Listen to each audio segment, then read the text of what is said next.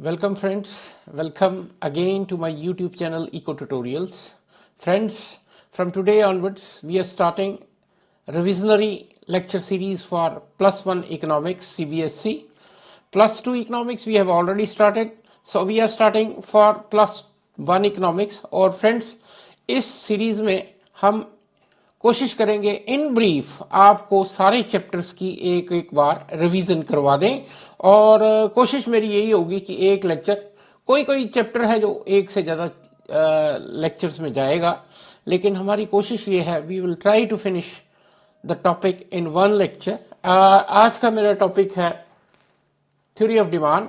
देखो, इस theory of demand में हम क्या क्या करेंगे, let us see. First, theory of demand, इसमें क्या क्या करने जा रहे हैं। Let me change the colour. Yes, theory of demand में देखो फ्रेंड्स, सबसे पहले मैं करूंगा, I will define demand.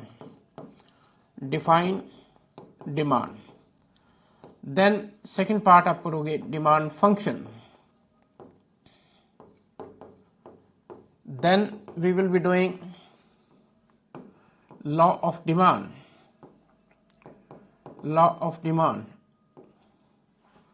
Then we will be doing extension and contraction of demand. आप देख रहे हो क्या क्या बोला मैंने। Demand function, law of demand, extension contraction, then increase decrease, and then types of demand. Sorry, ये हमारा आज का टॉपिक इस तरह से मूव करने वाला है। सबसे पहले we start with definition of demand. ना देखो, व्हाट इज डिमांड। देखो, सिंपल वर्ड्स में हम कहें, demand is quantity purchased at a given time, quantity purchased by a consumer at a given time at a given price. क्या बोलता हूं, quantity purchased at a given time at a given price। ये तो हो गई इसकी definition. इसके तीन कंपोनेंट्स, तीन चीजें होनी चाहिए for anything to become demand. सबसे पहले यू शुड हैव डिजायर। देखो, बहुत डिटेल में हमने अपनी पहली वीडियोस में किया हुआ है, इसमें जस्ट टच एंड गो होगा। सबसे पहले तो आपको डिजायर होनी चाहिए कि ये मैं पेन लेना चाहता हूं, इसकी डिजायर है। Then you should have money to fulfil the desire, कि आपके पास पैसे भी होने चाहिए कि 10 रुपए का पेन है, 10 रुपए मेरे पास हैं, लेकिन still it is not a demand. इस स्टेज में जब when for a particular desire you have money to fulfil that desire, then it becomes want। देखो, ध्यान से देखो कैसे डिमांड पे जाता हूं। डिजायर है, पैसे भी है जेब में, लेकिन मैं स्पेंड नहीं कर रहा, तो उसको हम कहते हैं वांट। तो वांट क्या हुई, वो डिजायर जिसको पूरा करने के लिए यू हैव सफिशिएंट मनी। जब डिमांड कब बनेगी, when willingness to spend money to fulfill the desire। कि when you actually spend, जब आप एक्चुअल स्पेंडिंग करते हो तो वो डिमांड बनती। कि मेरे पास डिजायर थी, पेन लूं, 10 रुपए भी थे, रोज जाता था, देख के आ जाता था, परचेज नहीं करता था, लेकिन जब मैं 10 रुपए को एक्चुअल स्पेंड करूंगा देन इट बिकम्स डिमांड। तब इसको हम इन तीनों को मिला के हम कहते हैं कि ये अब डिमांड बन गई। तो फ्रेंड्स, अब इस डेफिनेशन पे आओ। क्वांटिटी वर्ड है, परचेज्ड, एक्चुअल परचेजिंग हो रही है, eight a given time at a given price, कि एक प्राइस पर आप किसी क्वांटिटी को परचेज कर रहे हो। तो डिमांड के लिए ये चीजें होनी। ये तो हो गया कि डिमांड कैसे बनती है। सबसे पहले there should be quantity, commodity. Just wait, कि डिमांड कैसे बनती है, डिमांड के लिए क्या क्या चीजें शुरू है। There should be a commodity, number 2 buyers and sellers होने चाहिए, और नंबर 3 कमोडिटी का प्राइस, और चौथा एक्चुअल स्पेंडिंग होनी चाहिए, देन इट बिकम्स डिमांड। तो ये पहली बात जो आपको लेक्चर में मैंने बताई, what is demand. Demand quantity purchased at a given time at a given price. देखो इसको, यहां भी आपको यही मिलेगा। देखो meaning of demand, types of demand, determinants, law, extension, contraction, substitute, complementary good, यहां तक हम चलेंगे। इलास्टिसिटी और फैक्टर्स अफेक्टिंग इलास्टिसिटी, ये मेरा नेक्स्ट लेक्चर का फुल फ्लेज्ड लेक्चर है। तो इसमें आपने अभी मैंने कहा, in ordinary language the term demand in many times is confused with desire. Desire is only a wish. मैंने अभी क्या है, एक विश है। For demand 3 elements, क्या, desire for commodity, ability to pay, willingness to pay। इसके बाद ये डेफिनेशन डिटर्मिनेंट्स ऑफ डिमांड, इसके बाद आते हैं हम डिटर्मिनेंट्स ऑफ डिमांड। नेक्स्ट देखो आप इसको, मैंने पिछले पार्ट में देखो ये हमने कर लिया डेफिनेशन ऑफ डिमांड। अब आते हैं डिमांड फंक्शन। देखो आप लोगों ने +1 में भी पढ़ी है मैथ, तो आपको पता है कि फंक्शन का मतलब होता है डिटर्मिनेंट। कि क्या बोल रहा हूं, डिमांड फंक्शन। वर्ड है मेरा demand, just wait, demand function मैं means determinants of demand, on which factors demand depend. इसको ऐसे लिखते हैं, demand is function of n number of price of x, price of commodity, then आपको fashion taste habit, fashion taste habit, price of related goods, then climate, n number of causes बन सकते हैं कि जिन पे ये डिमांड डिपेंड करती है। देखो ये हमने एक फ्लो चार्ट भी बनाया हुआ है, आप इसको देख सकते हो। देखो ये क्या है, डिमांड फंक्शन किस किस चीज पे डिपेंड करती है, प्राइस पे, प्राइस ऑफ रिलेटेड गुड पे, इनकम ऑफ कंज्यूमर पे, टेस्ट पे, फ्यूचर एक्सपेक्टेशन पे, साइज ऑफ पॉपुलेशन पे, डिस्ट्रीब्यूशन ऑफ इनकम पे, टैक्स पॉलिसी, एनीथिंग। अब इसको हम थोड़ा डिटेल में पढ़ते हैं, देखते हैं क्या है। देखो डिटर्मिनेंट्स ऑफ डिमांड, सबसे पहले आ गया प्राइस। प्राइस के साथ आपको पता है कि डिमांड का इनवर्स रिलेशन है, प्राइस बढ़ता है डिमांड कम होती है, प्राइस कम होता है डिमांड बढ़ती है। इनकम, इनकम बढ़ता है, इनकम के साथ डिमांड का डायरेक्ट रिलेशन है, इनकम बढ़ती है डिमांड कम होती है, इनकम कम होती है डिमांड बढ़ती है। Then cost of related goods and services, substitute and complementary, ये अभी आपको डिटेल में बोलूंगा, यहां मैं इतना ही बोलूंगा कि प्राइस ऑफ सब्सटीट्यूट और complementary good do effect the demand of commodity. कैसे इफेक्ट करते हैं सब्सटीट्यूट और कॉम्प्लीमेंट्री गुड को, अभी हम थोड़ी देर में डिस्कस करेंगे। कंज्यूमर एक्सपेक्टेशन कि व्हाट यू एक्सपेक्ट, कि आज ये प्राइस पेन का 10 रुपए है और मेरे को पता डाउन द लाइन सैटरडे तक, नेक्स्ट सैटरडे तक ये 20 रुपए का होने वाला है, तो even though the price is increasing at present, I will purchase more. If the price is expected to rise in future, you purchase more at more price. Expectations पे डिपेंड करता है कि कंज्यूमर क्या एक्सपेक्ट करता है। Then buyers कितने हैं market में, कम हैं या ज्यादा हैं। देन देखो प्राइस डिमांड तो आपने कर लिया। देन ये आ गया हमारे इसके अलावा देखो इसमें यहां तक क्या है, ये डिमांड फंक्शन जो है इसको आगे डिमांड को हम 2 पार्ट में डिवाइड कर देते हैं, individual demand and market demand.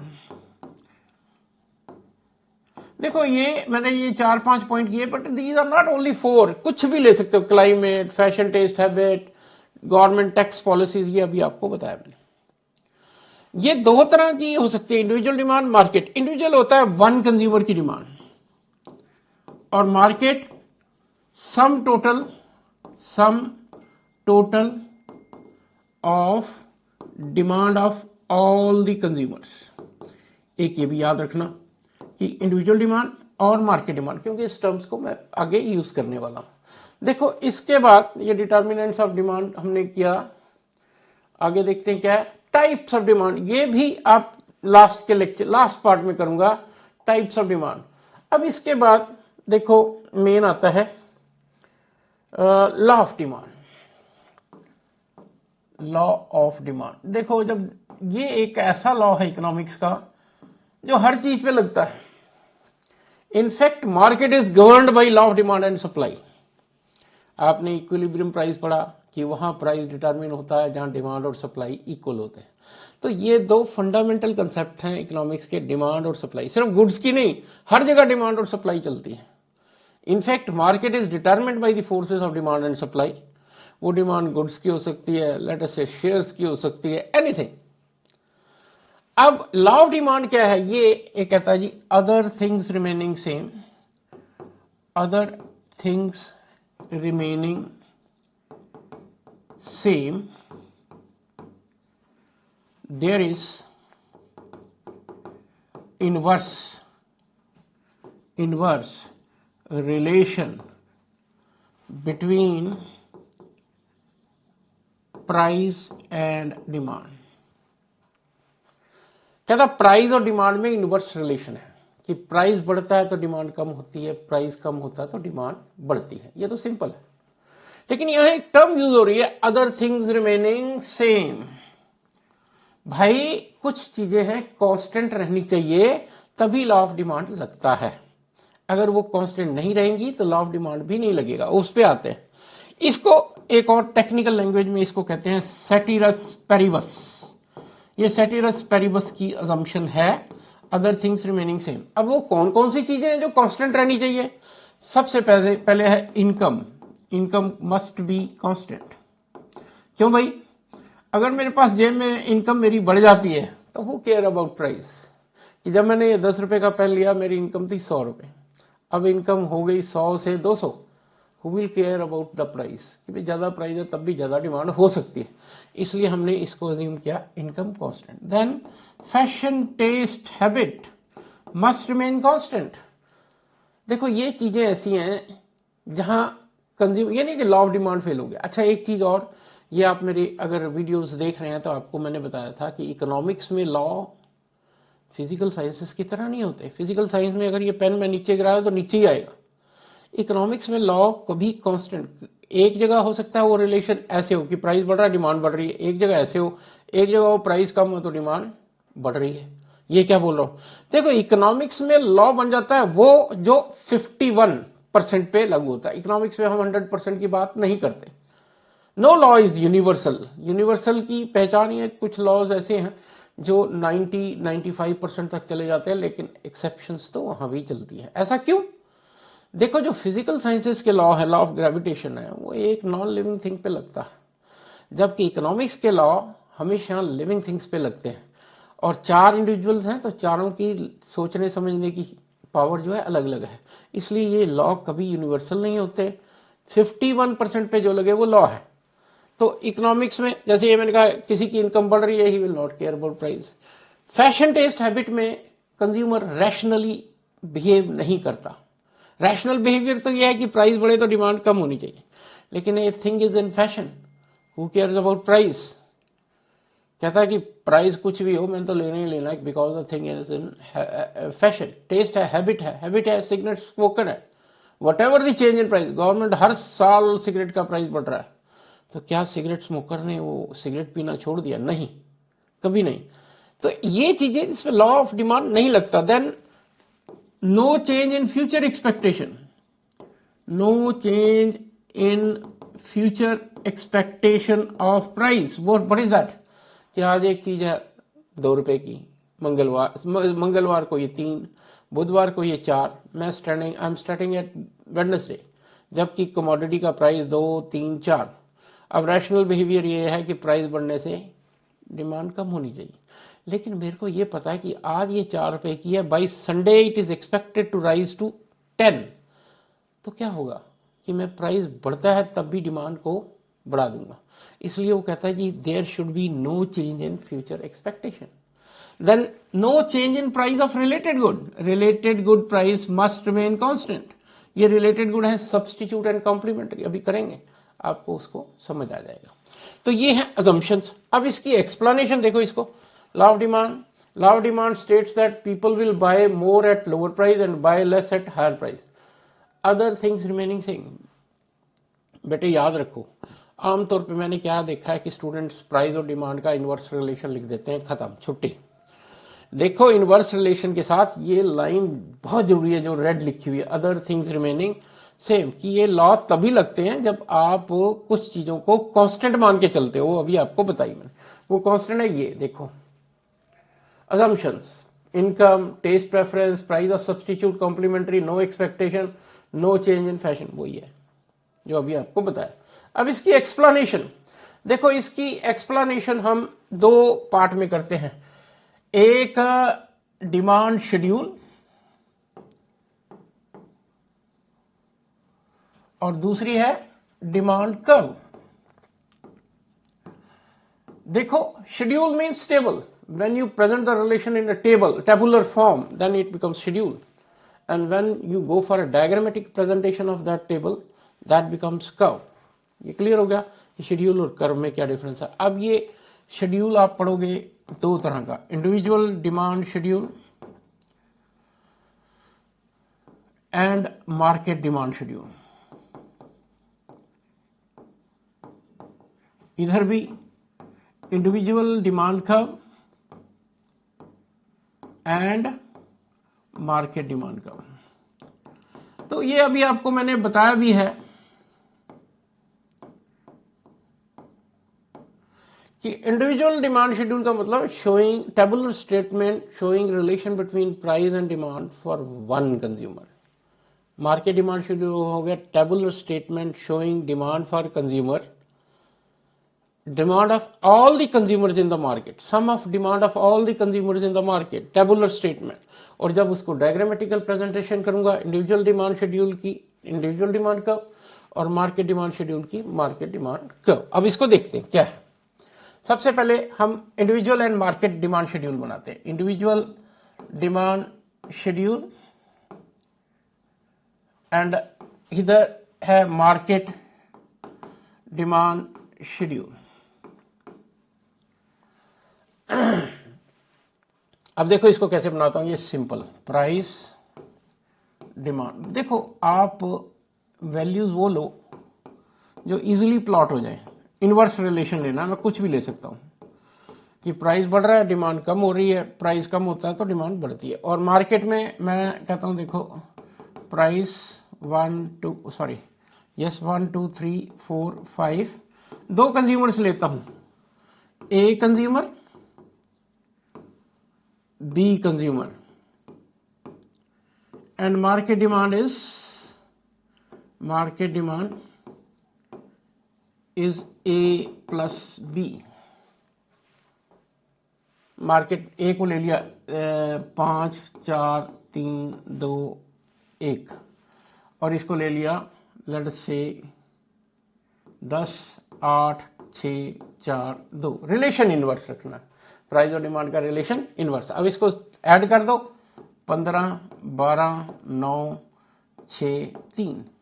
Friends अगर 2 है मार्केट में कंज्यूमर 2 को ऐड करना है, 3 है तो 3 को ऐड करना है, 10 है तो 10 को ऐड करना है। तो सिंपल ये है कि इंडिविजुअल एक कंज्यूमर को दिखाता है, मार्केट डिमांड शेड्यूल जो है सबकी डिमांड का टोटल है, वो कुछ भी हो सकता है। रिलेशन आपने रखना है इनवर्स, ये बहुत सिंपल है रखा हुआ। अब इसको जब डायग्राम बनाओगे देखो ध्यान दो, तो पहले तो इंडिविजुअल डिमांड कर्व यहां बनाते हैं। मैं पूरा प्लॉट नहीं करूंगा, जस्ट आपको इंडिकेशन दे दूंगा। अगर आपने इसकी डिटेल देखनी है तो मेरे आप उसमें डायग्राम्स मेरी पूरी पिछली वीडियो जो हमने कोर्स के दौरान की है वो देख सकते हो। इसमें देखो इंडिविजुअल डिमांड कर्व जब आप प्लॉट करोगे लाइक दिस, पूरा प्लॉट करोगे प्राइस डिमांड, तो ये एक नेगेटिवली स्लोपिंग डिमांड कर्व बनेगी। और जब मार्केट डिमांड कर्व को प्लॉट करोगे, मैंने 3 कंज्यूमर्स 2 कंज्यूमर्स और ये इसका टोटल, ये ए है ये बी है और ये मार्केट डिमांड है which is A plus B.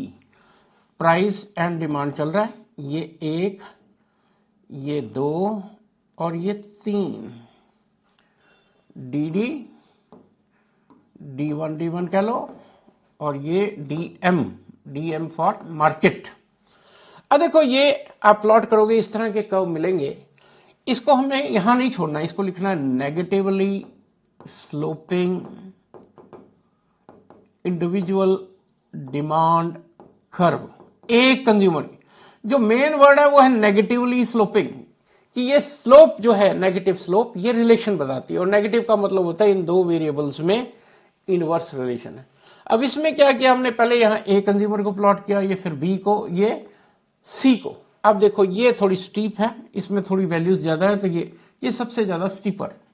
और कोशिश करो कि ये तीनों डायग्राम्स एक ही लाइन पे आए, ठीक है। ये दोनों इंडिविजुअल डिमांड कर्व हैं, this is individual demand curve, ये भी इंडिविजुअल डिमांड कर्व है, ये मार्केट डिमांड कर्व है। अब इसमें मैं जो बोलना चाहता हूं कि market demand is again negatively sloping, कि whatever hold good for individual it is holding good for the market, कि मार्केट में इंडिविजुअल के लिए प्राइस और डिमांड का रिलेशन इनवर्स है, तो इंडिविजुअल डिमांड कर्व में इंडिविजुअल के लिए प्राइस और डिमांड का रिलेशन इनवर्स है, तो मार्केट में भी इनवर्स है, कि इंडिविजुअल का बिहेवियर मार्केट को भी रिफ्लेक्ट कर रहा है। You are getting? तो ये जस्ट एक सिंपल वे ऑफ प्रेजेंटिंग। अब इसके बाद बड़ा इंपॉर्टेंट क्वेश्चन है व्हाई। देखो मैं कोशिश मेरी ये है कि एक ही लेक्चर में ये खत्म हो जाए, ताकि वन शॉट में आप इस demand, why the demand curve is negatively sloping. अब ये क्वेश्चन कितनी तरह से आता है, negatively sloping, why the demand curve slopes from left to right, and then what are the causes of law of demand. ये तीन तरह से ये क्वेश्चन आ सकता है। अब पहले तो क्वेश्चन समझो, कहता why the demand curve is negatively sloping. Negative का मतलब क्या होता है, इनवर्स रिलेशन, कि प्राइस और डिमांड में इनवर्स रिलेशन क्यों है। देखो इसमें जो सबसे इंपॉर्टेंट पॉइंट है वो है दो, पहले तो दो बहुत इंपॉर्टेंट है, इनकम इफेक्ट, दूसरा substitution effect. What is this income effect, कहता है जब when price of a good fall, देखो मेरी वर्डिंग ध्यान देना, real income of consumer increases. मान लो ये एक चीज है, इसका प्राइस 8 था, 8 पे मेरी डिमांड थी 3, अब ये 8 से 5 हो जाता है। इसका मतलब क्या है, ये जो 3 किलो में 8 रुपए पे ले रहा था, now it is available at 5 rupees पे 3 ले सकता हूं। My real income increases by 3 rupees, कि जेब में पैसे बच रहे हैं, पहले 8 की थी अब 5 की, 3 रुपए बच गए, तो इसके कारण मेरी डिमांड ज्यादा है। देखो वर्डिंग पे ध्यान दो, आपने जो ध्यान देना वो है रियल इनकम, परचेजिंग पावर आपकी बढ़ जाती है, कि जब प्राइस कम होता है तो परचेजिंग पावर बढ़ जाती है। फ्रेंड्स यहाँ एक और बता दूं कि सीबीएसई बोर्ड्स के पेपर में मैंने क्या देखा है, कि वो पूरा क्वेश्चन आप पूछ के सीधा पूछ रहे, what is the income effect of A price change, 2 number या 3 नंबर या 4 नंबर का question, what is the income effect of A price change, सिर्फ एक पॉइंट। इसे what is the substitution effect of A price change, एक है close up, अभी आ रहा हूं सब सब्स्टिट्यूट पे डिटेल में, Closeup, and the second one is let us say Colgate, दोनों 10-10 रुपए की बिक रहे हैं, अब इसका प्राइस 10 से 8 हो जाता। द सब्स्टिट्यूशन इफेक्ट स्टेट्स, क्या कहता, बड़े आराम से बोल रहा हूं, when the price of a good falls some of the consumers of substitute good start consuming the commodity, कि जब प्राइस 10 से 8 हुआ तो कुछ कॉलगेट के कंज्यूमर यहां से शिफ्ट होके यहां आ गए। देखो वर्डिंग बड़े ध्यान से देखो, मैंने कहा सम ऑफ द कंज्यूमर, सारे कभी नहीं शिफ्ट करेंगे कॉलगेट से क्लोजअप। व्हाई? क्योंकि some are stuck with Colgate because of preferences, taste, habits, तो कुछ यहां से यहां आ जाएंगे, इसलिए इसकी डिमांड बढ़ जाएगी। अब फिर सुनो, substitution effect states that as the price of a commodity falls, good become cheaper in comparison to its substitute, and as such some of the consumers of substitute good also start consuming the good। ठीक है, तो इसलिए ये substitution. इसके बाद simple से point है new consumers, तीसरा पॉइंट है न्यू कंज्यूमर्स, कि जब गुड का प्राइस फॉल करता है तो कुछ नए कंज्यूमर्स जो हायर प्राइस पे नहीं लेते वो लेना शुरू कर देते हैं, जिससे डिमांड बढ़ती है। Then use of commodity in alternative uses, कि कई बार कमोडिटी ऐसी होती है जिसके कई यूज होते हैं। कॉमन एग्जांपल हम देते हैं दूध या इलेक्ट्रिसिटी, कि आप क्या देखते हो कि घर में दूध बाई प्रोडक्ट्स काफ़ी सारे मिलने लग पड़े, कि पहले सिर्फ दूध पीने को मिलता था या चाय में मिलता था, अब आइसक्रीम बन रही है, कुछ गाजर पाक बन रहा है, कोई मिल्क रिलेटेड पनीर बन रहा है। अब ये क्या हुआ? इसका मतलब ये है कि price of milk has fallen, therefore you have increased the use of milk and you are using it for alternative uses। Electricity है, बहुत महंगी है, सिर्फ लाइट जल रही है, सस्ती हो गई तो ये एसी भी चल पड़ा, प्रेस भी होने लग पड़ी, कुकिंग भी हो गई, वॉशिंग भी हो गई। कि जब प्राइस कम होता है तो उसके यूजेस बढ़ जाते हैं कमोडिटी के। लेकिन ये होता कब है? जब उस कमोडिटी के ऑल्टरनेटिव यूजेस हों। एक कमोडिटी, वन यूज कमोडिटी पे नहीं लागू होगा। ये मैं कह रहा हूँ when the commodity have alternative. तो ये तो है why the demand curve is negatively sloping. और भी मिलेंगे, आप पिछले मेरे वीडियोस को देखो, उसमें और भी पॉइंट, लेकिन ये 4 basic points. Then we come to this part, exceptions of law of demand. Exceptions means the situations where the law of demand is not applicable। मतलब प्राइस और डिमांड का रिलेशन रिवर्स ना होकर कुछ और हो जाए। इसमें सबसे पहले आता है वेबलॉन goods. Now what is Veblen goods? This is articles of distinction, show off के लिए परचेज हुए, डायमंड्स, इंपोर्टेड कार्स। कहता है ये इसलिए डिमांड की जाती है यू टू शो ऑफ, कि आपने डायमंड पहना, देखो कितना महंगा डायमंड बना। Higher the price more the show off more the demand. देखो ध्यान से देखो, higher the price more the show off more the demand. कि आर्टिकल्स ऑफ डिस्टिंक्शन में relation direct, more price more demand, क्योंकि दी ही शो ऑफ के लिए लिए। अगर इसका प्राइस फॉल कर जाता, डायमंड सस्ता हो जाता, हु विल केयर? कहता ये आम चीज है, डिमांड विल आल्सो फॉल। ये सिर्फ शो ऑफ के लिए परचेज हुई है। Articles of distinction, Veblen goods, ये पहली एक्सेप्शन है लॉ ऑफ डिमांड की। देन आता बेसिक नेसेसिटीज। कहता है बेसिक नेसेसिटीज है फूड, क्लॉथिंग, शेल्टर। लेकिन ये पूरा इसमें नहीं बनता, मैं आपको बताता हूं किस पे ये बेसिक नेसेसिटी कौन सी है। इसमें लेता है सॉल्ट या फूड ग्रेन भी कुछ हद तक। इसके लिए वर्ड आना चाहिए रिलेटिवली इनइलास्टिक। क्या? कि प्राइस कुछ भी बढ़ जाए, आपकी डिमांड पर ज्यादा फर्क नहीं पड़ता। आपने खानी है रोटी, 3 खानी है, 3 ही खानी है, चाहे प्राइस 2 रुपए है चाहे 10 रुपए है। Demand is relatively inelastic. Salt है, सॉल्ट है, शुगर, ये मैच बॉक्स है, इनकी demand inelastic. What ever the price you don't change the consumption. ये तो नहीं है कि प्राइस सॉल्ट का बढ़ गया तो आपने नमक खाना ही बंद कर दिया, अनलेस डॉक्टर ने एडवाइस किया हो। So you are getting, that is basic necessity। Then third is given good। देखो आपको गिवन गुड और इंफीरियर गुड का डिफरेंस भी मैं अभी बताऊंगा। Given low quality goods, course food grains, मोटा अनाज, कोर्स क्लॉथ्स, घटिया किस्म का। कहता है जब इनका प्राइस बढ़ता है इनकी डिमांड भी बढ़ जाती है, और प्राइस कम होता है तो डिमांड भी कम। ये क्या हुआ कि प्राइस कम हुआ, डिमांड कम हो गई। Why? Because they are already inferior goods. जब इनका प्राइस कम होता है you shift from low quality to superior quality, इसलिए इसकी डिमांड कम हो जाती है। कि प्राइस कम होने पर डिमांड कम, और प्राइस बढ़ता है तो पैसे पहले थोड़े बहुत थे, घटिया किस्म की चीज ले रहे थे, एक आदि को जो सुपीरियर ले रहे थे उसको भी आप छोड़ के यहां आ जाते हैं। ये है, अगर गिवन पैराडॉक्स आ जाए तो भी यही लिखना आपने। देन नेक्स्ट, ये तो हो गया लॉ ऑफ डिमांड। इसके बाद बहुत इंपॉर्टेंट पार्ट आता है, देखो इसको पहले तो ध्यान से देखो। एक्सटेंशन, कॉन्ट्रैक्शन, और दूसरा इंक्रीज, डिक्रीज इन डिमांड। इसके लिए एक वर्ड और यूज होता है, movement along the demand curve. Movement along the demand curve, इसके लिए होता है शिफ्ट इन डिमांड।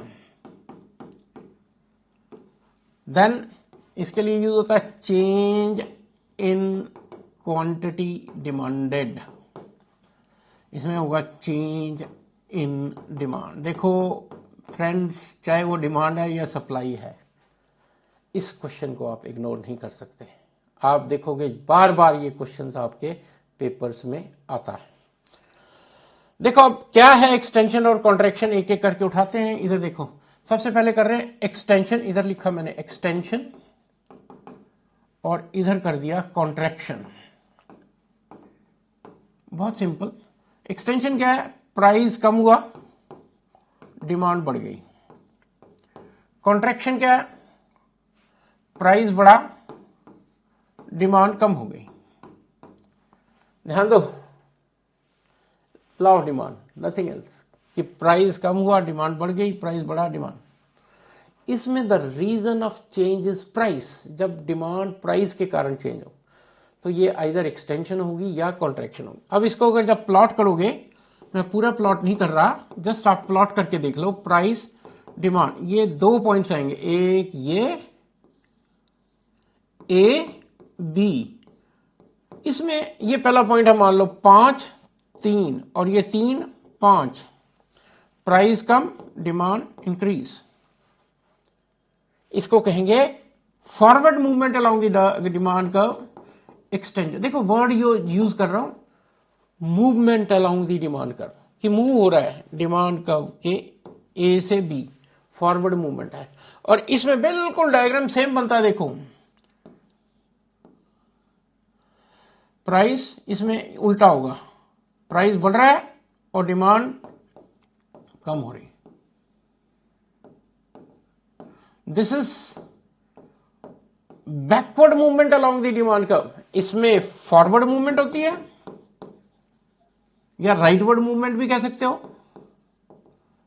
इसमें बैकवर्ड और लेफ्टवर्ड मूवमेंट, बैकवर्ड मूवमेंट। लेकिन इसमें जो मेन चीज आपने ध्यान में रखनी है वो है कि हम एक ही डिमांड कर्व पे रहते हैं, फॉरवर्ड एक से ए से बी, ए से बी, फॉरवर्ड या बैकवर्ड। फॉरवर्ड है तो एक्सटेंशन है, बैकवर्ड है तो कॉन्ट्रैक्शन है। तो फ्रेंड्स इसमें याद ये रखना कि पहली बात तो ये प्राइस के कारण है, चेंज प्राइस के कारण है। दूसरा, इसमें एक ही डिमांड कर्व पे रहते हैं, या फॉरवर्ड या बैकवर्ड। इसके लिए जो वर्ड यूज होता है मैंने आपको बताया, चेंज इन क्वांटिटी डिमांडेड, ये वर्ड यूज होता है। You are getting? अब ये तो हो गया extension contraction, the change is occurring due to change in price. इसके बाद नेक्स्ट आता है ये देखो, increase and decrease, increase and decrease. अब यह है कि change in demand due to factors other than price, कि प्राइस के कारण नहीं है, दूसरे फैक्टर्स। कौन से factors? Income, fashion, taste, habit, price of related good, climate, कोई भी चीज है। प्राइस ऑफ कमोडिटी नहीं है, प्राइस ऑफ अदर कमोडिटीज हो सकता है, फैशन हो सकता है, टेस्ट हो सकता है, हैबिट हो सकता है, एन नंबर ऑफ, लेकिन it is not due to price. Same change, या इसमें डिक्रीज है, चेंज इन डिमांड मतलब फॉल इन डिमांड, इसमें फॉल है, इसमें इंक्रीज है, due to reasons other than price. तो एक्सटेंशन और इसमें एक डिफरेंस तो ये हो गया, एक्सटेंशन कॉन्ट्रैक्शन प्राइस के कारण होता है, increase decrease due to other reasons. आप यहां रीजन स्पेसिफाई कर सकते हो। अब ये दो तरह का है, सेम प्राइस मोर डिमांड। देखो इसको भी मैं दो पार्ट में करता हूं। सेम प्राइस मोर डिमांड, ये ए है, और बी में ले लेता हूं मोर प्राइस। देखो पहला सेम प्राइस, प्राइस वहीं का वहीं, डिमांड बढ़ गई, इसका मतलब प्राइस ने तो इफेक्ट नहीं किया, कुछ और रीजन है, प्राइस तो वहीं का वहीं है। अब इसमें जब मैं डायग्राम बनाऊंगा, ध्यान दो, आप डिटेल इसकी मैंने जैसे कहा मेरे वीडियोस में देख सकते हो। तो डिमांड कब दो आएंगी, पहली ये और दूसरी ऊपर की तरफ आएगी, D1 D1। Right word shift, shift word use हो रहा है, शिफ्ट नॉट मूवमेंट। और दूसरा होता है मोर प्राइस सेम डिमांड, कि प्राइस 3 से बढ़ के 5 हो गया प्राइस, लेकिन डिमांड वहीं की वहीं, इसका मतलब प्राइस ने तो इफेक्ट प्राइस का इफेक्ट होता है, डिमांड कम हो जाती, लेकिन डिमांड वहीं की वहीं खड़ी है। इसका मतलब प्राइस ने इफेक्ट नहीं डाला, कुछ और चीजों ने इफेक्ट। इसका डायग्राम भी इसी तरह बनेगा, इधर कर्व ऐसे बन जाएगी, पहली डिमांड कर्व ये और दूसरी लाइक दिस। जो मेन चीज है इसमें राइट की तरफ शिफ्ट आएगा, राइट की तरफ शिफ्ट आएगा। ये भी दो तरह की है, पहला सेम प्राइस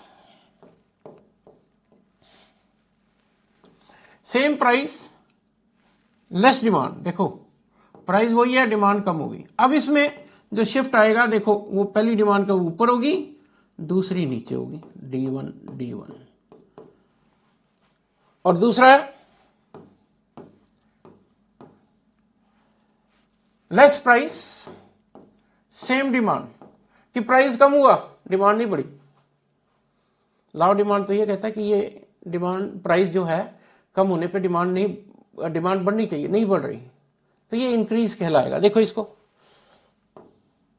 इसका कर्व ऐसे बनेगा, देखो ये पहला पॉइंट होगा 5 और 3, दूसरा ये। देखो मैं अब देखो ध्यान से, इसमें और इसमें राइट की तरफ शिफ्ट होता है, इसमें लेफ्ट की तरफ होता है। दूसरी बात, ये एक डिमांड कर्व पे नहीं होता, सेपरेट डिमांड कर्व पे होता है। तीसरी बात, इसमें जो आप देखोगे दो तरह के हैं, same price more price same price. इसके लिए वर्ड देखो यूज होता है शिफ्ट, इंक्रीज डिक्रीज या चेंज इन डिमांड। देखो फ्रेंड्स, फिर बता दूं कि इन क्वेश्चंस को आपने रटना है, इसमें से कुछ ना कुछ आपको पूछा जाएगा। अब इसके बाद शुरू से लेक्चर में मैं कह रहा हूं आपको types of demand, types of goods. सबसे पहले आपको कहता हूं सब्स्टिट्यूट गुड किसको कहते हैं, सब्स्टिट्यूट गुड्स। देखो एक लेमैन से पूछूं तो कहेगा goods which can be use in place of each other, Colgate close up, ठीक है, एक दूसरे, ठीक है, गलत नहीं है। लेकिन अगर इकोनॉमिक्स के स्टूडेंट से पूछूं भाई तू सब्स्टिट्यूट गुड को डिफाइन कर, तो वो करेगा when due to increase in price of X increases, demand of Y increases, X and Y substitute good. देखो क्या मतलब है, ध्यान दो, price demand, price of Colgate है, डिमांड ऑफ क्लोजअप है, इसकी डिमांड कब ऐसे बनती है, ये पहली डिमांड है P and Q. Price Closeup का बढ़ा, पी से P1, ये प्राइस बढ़ गया, लेकिन डिमांड किसकी बढ़ रही है, क्लोजअप की। एक का प्राइस बढ़े दूसरे की डिमांड बढ़ जाए, these are substitute goods. Common language में एक दूसरे की जगह पर यूज हो सकते हैं, लेकिन अगर टेक्निकल लैंग्वेज में कहेंगे price of one increase, demand for other increases. और कॉम्प्लीमेंट्री गुड्स जो इकट्ठे इस्तेमाल किए जाते हैं, लेकिन ये तो आम है, इकट्ठे petrol and scooter, pen and ink, ये कॉम्प्लीमेंट्री गुड्स हैं। लेकिन यहां क्या कहेंगे, price of X increases, demand for Y falls. एक का प्राइस बढ़ता है, दूसरे की डिमांड कम हो जाती है। क्या देखो, इसकी डिमांड का नेगेटिव होती है, सब कॉम्प्लीमेंट्री गुड की प्राइस डिमांड। ये पेट्रोल का प्राइस ले लेता हूं, प्राइस ऑफ पेट्रोल, और डिमांड फॉर स्कूटर्स ले लेता हूं। ये पहली डिमांड है मेरी P and Q. Price petrol का बढ़ा, डिमांड स्कूटर की कम हो गई। देखो याद रखना, क्या फर्क पड़ता है जी, पेट्रोल बढ़ गया, स्कूटर की डिमांड कहां है। When I am talking about majority, कुछ एक्सेप्शंस इसमें हो सकती हैं। तो याद आपने ये रखना है कि सब्स्टिट्यूट गुड की डिमांड का पॉजिटिवली स्लोपिंग होती है, कॉम्प्लीमेंट्री गुड की नेगेटिव। ये बहुत ही इंपॉर्टेंट है, बहुत बार आता है, इसलिए इसको ध्यान से देखना। इसके बाद कुछ और डिमांड की टाइप्स हैं। पहले एक तो है डायरेक्ट डिमांड, तीसरे नंबर पे direct demand. Demand for a commodity is direct demand. That is when the commodity is demanded just because of commodity itself. Price इसका बड़ा, डिमांड कम हो गई. डायरेक्ट डिमांड कि मेरी डिमांड वैसे एक्स यानी कि टमाटर की डिमांड टमाटर पे डिपेंड करती है, टमाटर की डिमांड आलू पे डिपेंड नहीं करती. डायरेक्ट. डिराइव्ड डिमांड, इसको कहते हैं इनडायरेक्ट डिमांड. इनडायरेक्ट डिमांड क्या मतलब? When demand for commodity does not depend on commodity itself but on other commodities. जैसे एक demand for labour. Demand for labour is a derived demand.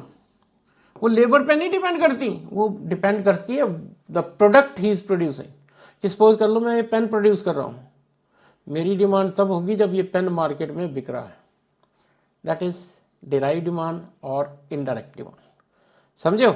तो ये आप जरा ये चीजें ध्यान से रखो, ये पूछे जा सकते हैं. देन एक आता है कंपोजिट डिमांड.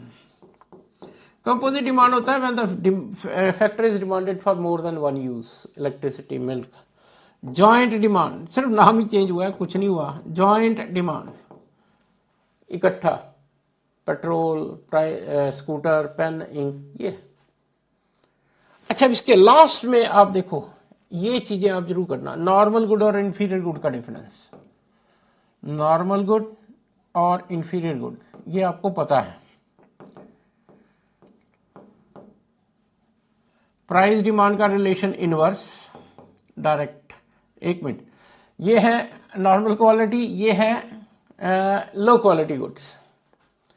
इसके लिए इंफीरियर गुड के लिए कहते हैं income falls, demand falls. Income increase, demand increase. इसके लिए क्या है?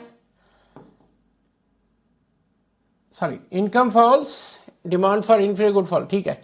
इसके लिए नॉर्मल गुड के लिए क्या है? इनकम बढ़ेगी तो डिमांड बढ़ेगी, इनकम कम होगी तो डिमांड कम होगी. इनकम बढ़ेगी तो डिमांड इंक्रीज करेगी. और इंफीरियर गुड के लिए इनकम कम होगी, सॉरी गलत लिख रहा हूं, इनकम कम होगी तो इंफीरियर गुड की डिमांड बढ़ेगी. और इनकम ज्यादा होगी तो इंफीरियर गुड की डिमांड, एक मिनट एक गलत आ रहा है, इनकम कम तो डिमांड ज्यादा. इट्स ओके कि इनकम कम है तो इनकी डिमांड ज्यादा. कैसे? कि पैसे कम रह गए मेरे पास तो इसलिए I start purchasing low quality goods. इसका रिलेशन. अब देखो एक तीसरी चीज जो है वो है गिवन गुड. देखो बेटे, बार बार बता दूं आपको कि इंफीरियर और गिवन गुड दोनों यूजुअली वन लिए जाते हैं, लेकिन याद रखना there is a basic difference. है दोनों लो क्वालिटी गुड्स. ये लो क्वालिटी है, ये नॉर्मल क्वालिटी है. इसमें इनकम और डिमांड का रिलेशन इनवर्स है, इसमें डायरेक्ट है. लेकिन जब मैं गिवन गुड को डिफाइन करता हूं तो ये तो कहता हूं कि ये नॉर्मल लो क्वालिटी गुड है. लेकिन जब गिवन गुड को दिखाते हैं तो हम प्राइस के साथ इसका रिलेशन दिखाते हैं कि price increases, demand increases, price falls, demand. देखो basic difference income inferior good और गिवन गुड में ये है दोनों लो क्वालिटी. इसका रिलेशन इनकम के साथ दिखाया जाता है, इसका रिलेशन प्राइस के साथ दिखाया जाता है. ये नॉर्मल क्वालिटी है, लॉ ऑफ डिमांड लगता है इस पे, इन दोनों पे लॉ ऑफ डिमांड नहीं लगता. एक आप दिखाते हो किसके साथ? प्राइस के साथ, और एक दिखाते हो इनकम के साथ. देन आपको वेबलॉन गुड्स और नॉर्मल गुड का डिफरेंस पूछा जा सकता है. Article of distinction and normal goods. तो ये आपका डिमांड का चैप्टर है, इसको ध्यान से पढ़ो. डिफरेंस देखो, फिर बोल देता हूं. Demand determinants, law of demand, individual demand का, मार्केट डिमांड का, लॉ ऑफ डिमांड के एक्सेप्शंस एंड देन कॉजेस, फिर इंक्रीज डिक्रीज, एक्सटेंशन कॉन्ट्रैक्शन बहुत इंपॉर्टेंट है. Types of demand, substitute, complementary, then गिवन गुड, नॉर्मल गुड. ये चीजें आप बड़े ध्यान से पढ़ो और ये आपको फाइनल पेपर में आएंगी. आपको कोई दिक्कत आती है तो आप मेरे इस वीडियो के नीचे कमेंट्स में क्वेश्चन डाल सकते हो. I will definitely answer them. Friends, last में फिर do subscribe my channel. Thank you and see you again. Thank you.